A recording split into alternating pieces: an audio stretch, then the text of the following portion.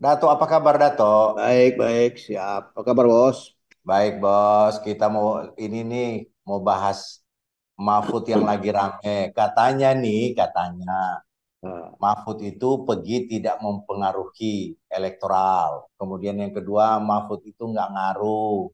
Ini kata siapa namanya ini wakil menterinya tenaga kerja ya, nah, Ferry ya, dia bilang gitu. nah. Kemudian sudah dibantah juga oleh satu lagi nih Nusron Wahid bahwa kabinet biasa-biasa aja, tenang-tenang saja, tidak ada masalah gitu loh.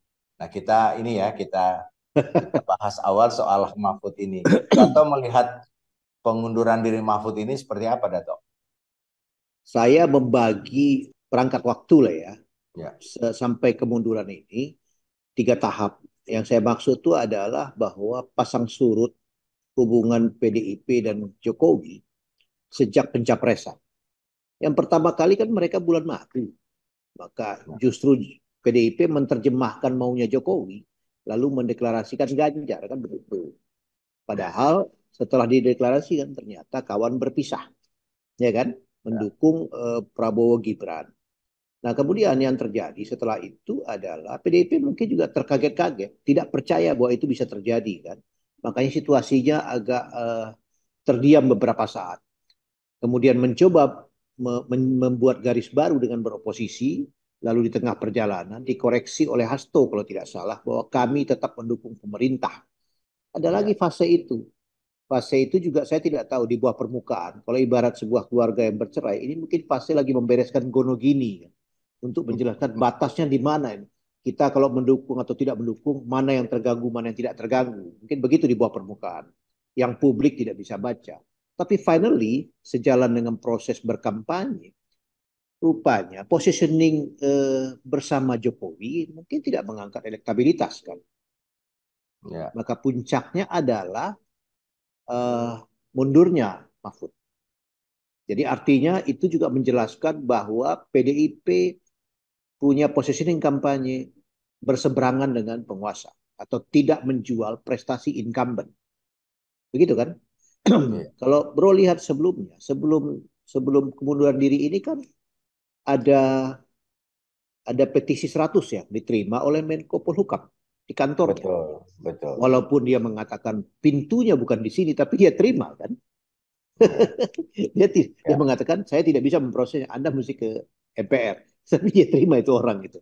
Ya, Itu tapi kan iya, dengan dia menerima itu kan sinyal juga buat istana yang mungkin istananya juga terganggu mungkin Dato ya. ya. Jadi artinya eh, dia mengirim sinyal bahwa ini kelihatannya tidak mungkin ini. Titik rekonsiliasi makin jauh. Lalu yang mereka tempuh ya seperti sekarang itu mereka Mahfud mundur. Bahwa ada polemik mengenai tidak berpengaruh kepada kabinet, tidak berpengaruh kepada elektoral. Elektoral. Ini agak sulit mengukurnya. Yang bisa kita ikuti adalah setelah Mahfud mundur pada hari yang sama itu Deputi 5 KSP Jaleswari Pramodawardhani juga mengundurkan diri. Dia bukan menteri, tapi apa yang dua hal yang menarik dari pengunduran diri Mahfud dan Jaleswari itu adalah mereka mengatakan bahwa mereka secara moral tidak lagi pantas ada di dalam, ya kan? Hmm. Jadi ya mereka Maksudnya di dalam ini ya, dalam di pemerintahan. oke. Artinya kalau Jaleswari yang jelas statementnya adalah dia nggak mau jadi beban Pak Jokowi. Tapi kalau saya baca terusannya komentar itu, pengertian beban itu kita berbeda visi mengenai apa, mengenai etika. Begitu.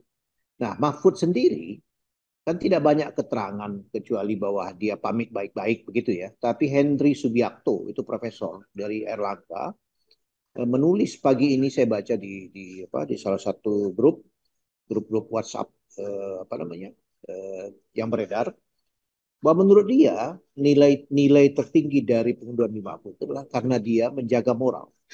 Saya malah membacanya bukan sekedar moral.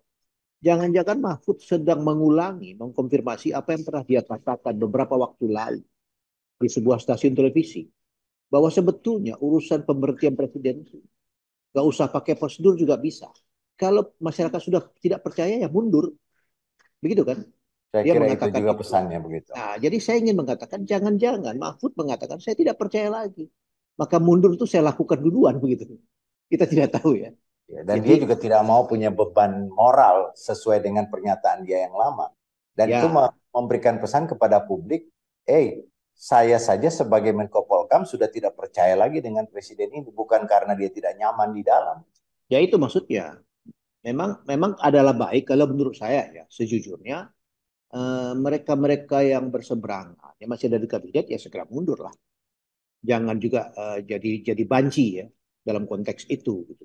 Yang lain tidak termasuk juga mungkin ada menteri-menterinya Caimin kan Tapi seharusnya di ya. ini Dato, kemarin itu tadi pagi saya lihat video bahwa Hmm. ada pernyataan Hasto terkait dengan keluh kesah seorang Risma yang mengatakan, ini cerita dari mulut ke mulut nih, Iya, iya, yang iya. gua dengarkan tadi pagi di sebuah YouTube. Ternyata Hmm. Risma menceritakan kepada Hasto, suasana di dalam rapat kabinet itu sudah tidak nyaman, sudah tidak seperti rapat-rapat kabinet sebelumnya. Hmm. Jadi kalau gue punya video beberapa waktu 2 hari yang lalu menyampaikan bahwa telah terjadi sebuah pemberontakan ala kaum petani di Hmm. dalam tubuh Pemerintahan kabinet. pemerintahan kabinet, itu artinya terkonfirmasi, Dato. Nah, satu lagi nih Dato, pertanyaan saya nih. Eh, kan kalau misalnya seorang Mahfud mengambil langkah, misalnya nih benar bahwa Mahfud itu ingin menunjukkan bahwa dia tidak ingin menggunakan fasilitas negara nih. Hmm. Karena kan sulit dipisahkan bahwa dia sebagai Menko Polkam Hmm. dan sebagai kandidat, sulit sekali Ya, dipisahkan. ya, ya. Harusnya langkah yang serupa juga alangkah baiknya dilakukan oleh seorang kandidat nomor urut 2. Kira-kira menurut Dato gimana? Seharusnya begitu. Seharusnya begitu. Sekarang begini, kalau misalnya langkah Mahfud diikuti, jangan dengan urut dua, nomor satu dulu misalnya, maka sebenarnya itu adalah negatif campaign untuk nomor urut dua.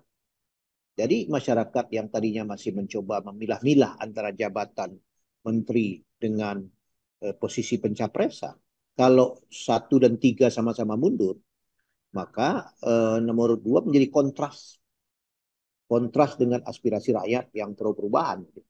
Tapi kita nggak tahu hari-hari berikut ini. Jangan-jangan banyak yang akan mengikuti jejak Mahfud.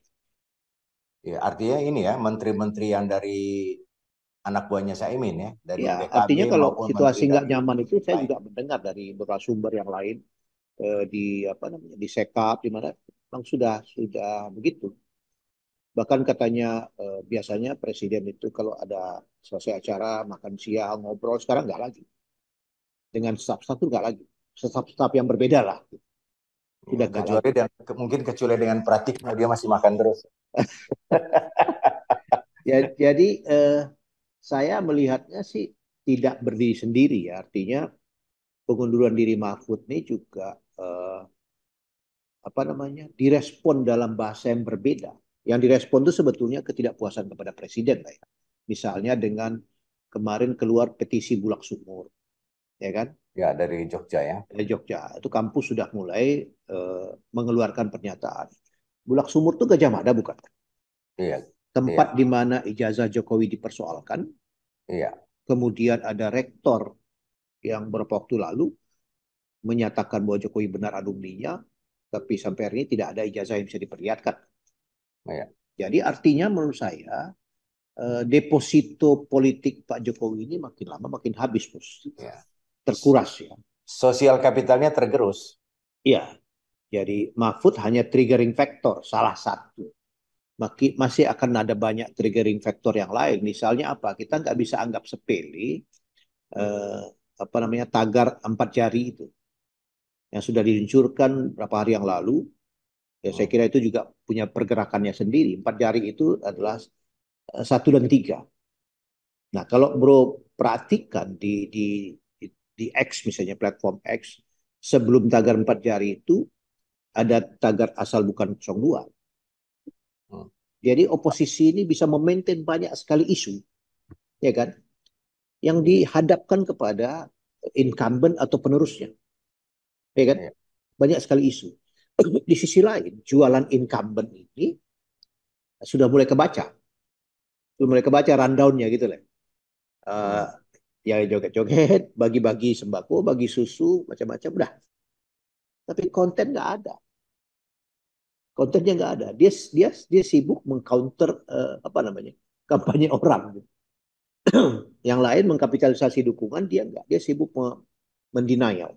Iya. Jadi secara Nah, perang opini sebetulnya agak keteteran 02 menurut saya belum ya. lagi belum lagi ditambah dengan tagar yang begitu saya lihat cukup banyak gitu. Kami muak dengan Jokowi.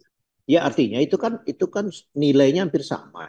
Asal bukan 02, kami muak dengan Jokowi, sekarang tagar 4 jari, lalu ada petisi dari Bulak Sumur, Bulog sebelumnya Sumur. juga ada 100 orang yang minta pemakzulan. Ya, Nah, petisi 100. petisi 100. Nah, memang ini masih bersebaran di mana-mana. Tapi kan seperti biasa, politik itu kan soal memperkenalkan gagasan, merespon, mendukung, mencintai, dan menggerakkan begitu kan. Itu Iya, speednya relatif aja. iya, Ada yang lama, ada yang cepat. Di Tunisia kurang dari sebulan itu, iya. ya kan? Dan Ya, dan kasusnya pun makin tidak ke sini terduga. akselerasinya semakin kuat, Nah, makin itu cepat. dia. Jadi ya jadi kalau kembali ke soal apakah kemunduran Mahfud berpengaruh atau tidak, menurut saya Berpengaruh, berpengaruh. Tapi the berpengaruh one ya. and only bukan. Tapi dia bukan satu-satunya gitu. Adalah lebih besar dampaknya kalau omongan Faisal Basri kita kutip, ya menteri-menteri non partai seperti Sri Mulyani yang dikabarkan kemunduran. Nah, kalau itu pengaruhnya langsung ke jantung kekuasaan hari ini. Tapi itu belum. Tapi kita tidak tahu besok lusa kan. Kan Sri kita tidak Mulyani tahu. kemarin membuat ini, Dato, membuat sebuah pernyataan di media terlintas saya sempat dengar di media sosial Hmm. bahwa dia menegaskan bahwa bantuan sosial itu bukan miliknya atas nama presiden atau bukan bukan kebaikan hati seorang presiden Jokowi, tetapi itu adalah sebuah keputusan politik yang disepakati di Senayan, artinya Ya, ya. tidak ada hubungan sama sekali. Jadi kalau ada klaim-klaim dari tim sukses bahwa itu bantuan dari Jokowi, itu sudah diluruskan dan ditegaskan oleh Sri Mulyani. Dan ini juga saya kira Sri Mulyani sebagai seorang profesional juga dia ingin berada pada posisi yang proporsional. Ya, dan jarang kan Sri Mulyani bicara soal-soal politik. Iya. Tapi kemarin sebelum ini dia bicara mengenai tidak jangan pilih capres yang emosional. Ya. Terus dia menegaskan itu. Saya rasa Sri Mulyani juga sedang, ya betul yang Bro bilang, dia sedang membersihkan diri dari sangkaan bahagian dari sebuah kekeliruan. Apabila kita anggap bahwa apa yang dilakukan oleh Presiden adalah sebuah kekeliruan. Atau setidaknya itu yang tercermin dari sebagian besar aspirasi masyarakat hari ini kan. Sri Mulyani tidak mau masuk ke dalam kotak itu begitu saja, makanya dia melakukan pembelaan. Iya. Nah, sekarang ini Dato, kira-kira dengan sikapnya Pak Mahfud mundur ini kan sebenarnya memperkuat positioning kelompok perubahan, ya. Nah, kira-kira Ya, menurut ya. Dato gimana nih? Ya, itu soal yang berbeda ya. Memang kemunduran Mahfud menguntungkan nomor satu dalam pengertian positioning. Kenapa? Karena kalau kita lihat dari isu, sebetulnya hanya dua-dua isu yang kontras. Yang pro pemerintah hari ini dan kontra. Itu aja. Ya, Tadinya kan sebetulnya pasangan Pak Mahfud, Pak Ganjar ini kan sebenarnya pro pemerintah. Tapi di ya, tengah jalan pecah kongsi. Ya kan? Jadi secara positioning, orang mau cari yang otentik ya nomor satu. Yang sejak dari awal punya sikap kritis atas rezim yang sekarang. Tapi kalau nomor nomor tiga, kan eksidental gitu. Karena kecelakaan dia harus memilih jalan itu. Tapi jangan lupa juga, walaupun kecelakaan, jualan itu dimakan kan sama pendukung. oh ya, ya, Lebih ya. lebih dimakan daripada jualan ke pemerintah. Kalau Bro ingat kejadian 2 hari lalu ya di Gunung Kidul kan, di mana Pak Jokowi datang, orang bikin spanduk selamat datang Pak Jokowi, tapi kami sudah apa? Sudah cerdas ya. Kami memilih Ganjar. Iya, iya. Itu kan kandang-kandang PDIP kan. Artinya jualan ini lebih dimakan pasar, jualan perubahan daripada jualan pemerintah. Kalau enggak kan nggak mungkin mereka berani juga mau di situ karena posisinya nggak ada lagi.